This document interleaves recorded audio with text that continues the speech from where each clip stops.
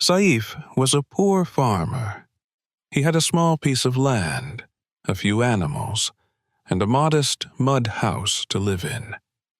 The people of the village always praised his hard work and cheerful nature. No one had ever complained about him, and it was considered Saif's good fortune that, just as he was a lively and simple man, his wife, Bushira, was also a cheerful and well-mannered girl. She lived happily with Saif and never complained about her poor husband. In this way they spent their days full of laughter and joy, until one day Saif began to change.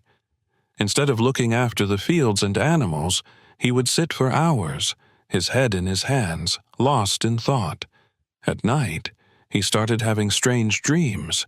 Sometimes he would dream that he was digging in the fields when suddenly his spade struck something hard, and as he dug deeper, he unearthed a large pot filled with gold. Other times he dreamed of silver coins falling from the sky, and he would collect them eagerly. These were the kinds of dreams that troubled him night and day. One night, Saif dreamed that a great majestic elder was telling him that there was a huge treasure buried in the barren land of Ditun Dobi, located on the northern side of the village by the river. The elder said that they were granting him the treasure, but warned him never to use it for evil purposes. Saif, overjoyed by this dream, jumped up and shook his wife, Bushira, who was sleeping on the nearby cot. He excitedly whispered to her, "Bushira, we are rich. We are wealthy now. We won't have to work hard anymore. We will live in a magnificent house like the Tehsildar, deputy collector. We'll have hundreds of servants and thousands of animals. The days of misfortune are over, and the days of luxury have arrived. Ah, my elder, how can I thank you enough? You truly are a saint." Bushira, still groggy, sat up, irritated, and replied, "What nonsense is this? I've been hearing about this treasure for a month now, but not a single penny has come our way. I say, what's happened to you? You don't do any work, just sit and dream all day, day and night. You see these weird dreams. Bushira, we're rich. Bushira, we are this. Bushira, we are that." Saif, taken aback by her sarcasm, snapped back, "What do you know? You've never understood what fate means or what destiny is. Haven't you ever heard in stories how a poor man is suddenly made rich by a fairy, or how someone who was begging on the streets suddenly finds money scattered before him? When God gives, He gives abundantly. Who knows, maybe one day we will become rich like that. But how do I explain this to you?" Bushira, still skeptical, replied, I know, but these things only happen in stories. In real life, we've never heard of anyone finding a treasure like that. I say, are you still going to sleep, or will you wake up and do something useful?" Saif, ignoring her words, replied enthusiastically, "Oh, you silly one! This is what I'm trying to tell you. Just now, in a dream, an elder came to me." Bushira laughed and said, "Tomorrow you'll be the beggars' leader." Saif, angry, sat up straight and clenched his fist, replying, "Beggars' leader? You fool! A treasure. The elder said that it's by the river, to the north of the village." Once Bushira had heard the entire story. She gritted her teeth and said, "May these false dreams go to hell. I'm going to visit Pirjanda Shah tomorrow and get a charm. I don't know who has cast a spell on you. A month ago, you were fine. Home, wife, and child. But now, your mind is completely changed. Think about it. If everyone started finding treasures like this, they'd all abandon their work and just sit idle." You work hard, and maybe you'll get rich. But these dreams will get you nowhere, and you'll ruin us all." Saif, now furious, retorted, "Damn you and your peer. What was I thinking telling you about this? You'll understand when I truly become wealthy. Then I'll see what you say about this treasure." Bushira, dismissing him, said, "I don't want your filthy, free money. Our son will grow up, earn his own, and I'll enjoy that. Your treasure can go to hell." Saif, now determined, ignored her words, thinking he would continue with his plan. That night felt long, and Saif couldn't wait for morning to come so he could start digging for the treasure. The elder had told him it was buried near Ditun Dobi's land by the river, which had been lying barren for 20 years. The land was now owned by his lazy son, who had neglected it for years, and it was overrun with thorns and wild bushes. No one was interested in buying the land. The next morning, Saif, without hesitation, exchanged his fertile land for the barren plot. The villagers were shocked. Ditun's son thought Saif had lost his mind, or was playing a prank on him. But once Saif had the paperwork signed in front of a few witnesses, he was convinced. Bushira quietly observed her husband's actions and sighed deeply, feeling helpless. She knew no one would listen to her warnings. Saif believed so strongly in the elder's words that no matter what Bushira said, he refused to listen. He felt there was no point in arguing any more. That same day, Saif took his spade and headed out, determined to dig for the treasure. His strong arms and energy allowed him to dig quickly, and within 3 hours he had made significant progress, but the treasure was nowhere to be found. Thinking he might be in the wrong spot, he moved to another location nearby and started digging there too. But still, there was no treasure. By evening, exhausted and frustrated, Saif returned home, confused. Could it be that his dream was a lie? No, he couldn't accept that. He had hoped to become wealthy, and he refused to give up now. "I'll try again tomorrow," he thought. The next morning, as Saif got up, Bushira stretched her hand towards him and asked, "Give it to me." "Give what?" he asked, puzzled. "The treasure," she replied with a grin, before adding, "I'll buy toys for the little one." Saif, irritated, thought to himself, "This girl is mocking me. I'll show her." He was determined to prove that his actions weren't foolish. He shouted angrily, "What treasure? Do you think it's some sweets or something that I can just hand over to you?" Bushira snapped, "What is wrong with you? You've lost such good land, and now you're wasting your time on this barren plot. I say, the effort you put in last night. If you'd worked on someone's farm, you'd have earned a couple of rupees by now. Do you even know what treasure hunters look like?" All right, forgive me," Saif said, exhausted. "Go do your work, and when I get the treasure, you'll see my face." Bushira, tearfully shaking her head, went on with her chores, while Saif took his spade and continued digging. That day he worked harder than ever, digging through bushes and thorny bushes, determined to find the treasure.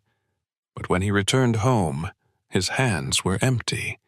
For 15 days, Saif kept digging, and the villagers thought he was planting crops. Bushira believed he was wasting his time, but Saif believed that today or tomorrow he would hear the sound of treasure. One day he worked from morning until evening, digging with all his might. By evening he had decided that today would be the day. He told himself, if the treasure doesn't come today, then I'll die trying. As he swung his spade one last time, it struck something hard. A loud noise echoed. Saif jumped up in joy, shouting, "Treasure! Ah, treasure! Gold, silver, wealth!" But then he heard something strange. He bent down to listen to the sound coming from the stone he had struck. It sounded as if people were whispering and talking, muttering among themselves. Saif continued to listen, his heart pounding. He heard someone say, "We should throw him in the pond so the crocodiles can eat him." Another voice said, "No. If he keeps swinging that spade, I'll go out there and strangle him." A third voice, angry, said, "Wait. I have a great idea. Let's just trap him here." Saif lay on his stomach, listening intently. His heart raced as he realized something unusual was happening. It wasn't a treasure at all. These voices were not human. He was terrified, thinking, "Who are these voices? What's going on?" When the voices stopped, he thought, "Maybe they'll leave soon, and then I can go inside and find the treasure." But his excitement turned to fear as he realized he was surrounded by something unnatural. He prayed silently to God, thanking him for bringing him this wealth, but hoping the danger would pass. For a moment, Saif imagined a future filled with riches, land, animals, and a lavish life. He imagined sitting in a carriage, like the village landlords, enjoying the fruits of his hard work. But the eerie silence around him reminded him of how alone he was in this darkness. His heart raced as the minutes stretched on, then hours, and his mind started to race. What if the treasure wasn't real? What if Bushira was right? What would happen if he returned empty-handed? Desperate to prove himself, he quickly stood up, gathering all his strength. With one powerful strike of his spade, he broke the stone open. Before him, he found a deep, dark cave. As he peered inside, something pushed him, and he stumbled, falling into the cave. The darkness of the cave was suffocating, and Saif's body ached from the fall. He lay on the cold ground, his bones bruised, and suddenly the terrifying sounds of what seemed like spirits filled the air. Saif's body trembled with fear, his teeth chattering. His mind raced, and he begged, "Please don't hurt me. I won't come here again, I promise. My wife will die if anything happens to me." In his panic, something, or someone, grabbed his hair and yanked him up. Saif, now desperate, continued to plead, "Please, I beg you, let me go. I have a horse and a buffalo that gives 15 liters of milk every day. Take everything, but leave me alone." Saif cried, his voice shaking with fear. Then he heard the sound of footsteps, thousands of footsteps, as if countless people were walking around him. As soon as the noise stopped, the cave was filled with an eerie, echoing laughter. One voice gently said, "Close your eyes." Saif, trembling, quickly obeyed, closing his eyes tightly. Then the voice came again, "Now, open them." He opened his eyes, and to his astonishment, he was sitting in a beautifully adorned palace. Surrounding him were thousands of fairies and jinn, all staring at him with a cold, unblinking gaze. A woman, who seemed to be the queen of the fairies by her appearance and regal attire, stepped forward and said, "Although you deserve immediate punishment, because you have mentioned your little child and wife, yes, your wife named Bushira, we will spare your life." The fairies laughed loudly at the mention of Bushira's name. The queen smiled and continued, "We will let you go, but remember this. Never attempt such foolishness again, understood?" Saif's hopes were crushed. His excitement quickly turned to despair as the queen's words sank in. He quickly knelt before her and said, "My entire life, I've heard stories about your people, that you are generous and kind, that you make the poor rich in an instant. I've spent years dreaming of becoming wealthy. Why am I still poor?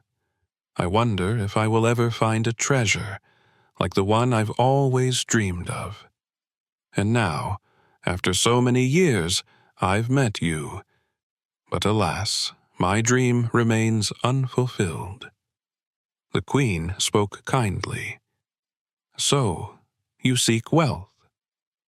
She took his hand and led him into the treasure room. "Take as many diamonds, jewels, gold, and silver as you can carry," she said. Saif eagerly filled his shirt with treasures, practically running out of the room, overwhelmed with joy. One of the fairies, observing him, asked, "But what will you do with all this wealth?" Saif, dancing in excitement, answered, "I'll take all of this and lay it at Bushira's feet. She always thought I was mad and obsessed with impossible dreams. When I show her this, her eyes will widen in shock, and she'll realize I was right all along. Then we will leave our broken house and build a mansion by the river. We'll live in comfort and happiness." "Very well," the queen said, smiling. "Now, close your eyes once more." Saif, still grinning, tightly closed his eyes, and in an instant, he was outside the cave.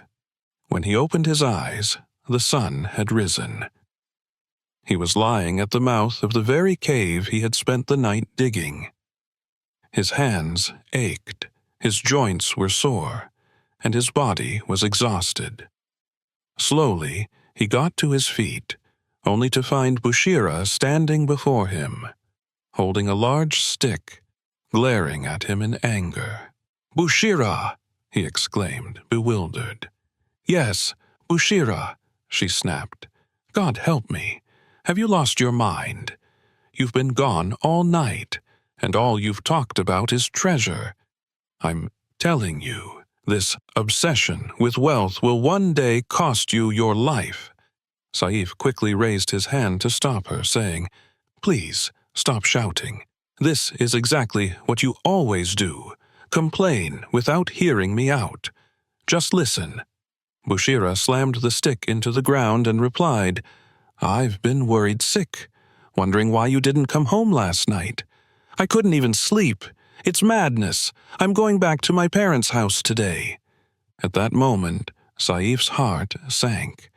He quickly grabbed the jewels he had gathered and threw them at her feet, but his bundle of riches, the shirt full of treasures, was nowhere to be found. He looked around frantically, searching in a panic. Bushira, watching him run around like a madman, couldn't help but laugh. "What's the matter with you?" she teased. "Looking for your treasure, huh?"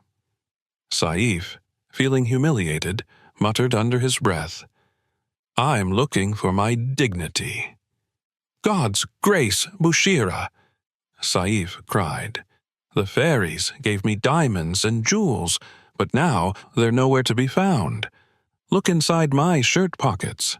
Bushira laughed. "What are you talking about? How could you fit all those jewels into your pockets?" Saif, now growing frustrated, said, "If you've taken that bundle, keep it safe. Wealth is a delicate thing." Bushira sighed and sat down, holding her head in her hands. "Oh, what have you done? You're wearing the shirt, but where are the jewels? Where did you tie them?" Saif's mind was spinning. The palace, the riches, had it all been a dream? Bushira helped him to his feet, asking, "Was it all just a dream?" Saif, too confused to respond, simply nodded. For a week, he wandered around in a daze, sometimes waking up in a cold sweat. Nora, his friend, had hung protective amulets around his neck and fed him strange potions, trying to bring him back to his senses. After 2 weeks, he finally regained his composure. Bushira sat beside him and said, "Stop dreaming about things like treasures and fairies. Focus on hard work. Maybe, in a few days, you'll become wealthy. Stop hoping for treasures to fall from the sky or for a fairy to gift you riches. These things only happen in stories and dreams." Saif sighed deeply and said, "I lost such good land. Now I'll have to work as a laborer in the landowner's fields. There's no land left to plow." Bushira laughed. "Oh, don't be so sad. The same land where you were looking for treasure is still there." Saif, with a defeated look, replied, "That's barren land. It hasn't been plowed in 20 years, and it's full of stones, weeds, and thorns. Nothing will grow there." But Nora, ever the optimist, said, "Anything can be made to grow if you put in the effort. You've dug up that land looking for treasure, so let's clear out the stones, weeds, and thorns, and plant crops." Saif hesitated. "But how will we get the seeds and fertilizer?" Bushira smiled and handed him a small pouch of money. "This is my savings from 5 years of hard work. I've been saving up every penny from the household expenses. Take it and use it for the seeds and fertilizer." Saif was overwhelmed with gratitude. "Bushira, you're an angel, and I am so unworthy." With that, the couple got to work. Saif cleared the stones, weeds, and thorns, while Bushira threw them out of the field. Once the land was cleared, Saif tilled it and sowed the seeds. Then they waited for the rain. When it finally came, the crops began to sprout, and within a few days, small plants were growing in the field. Saif watched them grow with pride, his heart swelling with joy. The village noticed that Saif's field had the best crops. When it was harvest time, Saif took Bushira by the hand and led her to the field. "This is my treasure," he said with a smile. Bushira replied, "No, this is my doing. If I hadn't opened your eyes, you would still be dreaming of treasures and wealth. It's your hard work that has brought us here." The crops grew tall and ripe, and the harvest was abundant. Saif sold the grain at the market, and when he returned home, he was carrying a large bag of money. There was so much money in the bag that he could hardly carry it. In just a few years, Saif's life changed. The things he had once dreamed of, beautiful clothes, a fine house, and jewels, were now his reality. Every year, he worked even harder to ensure that the harvest was better than the last. Sometimes Nora would ask him, "So, did you find a treasure after all?" Saif would smile and, with a hint of pride, reply, "No, not a treasure, just hard work and patience."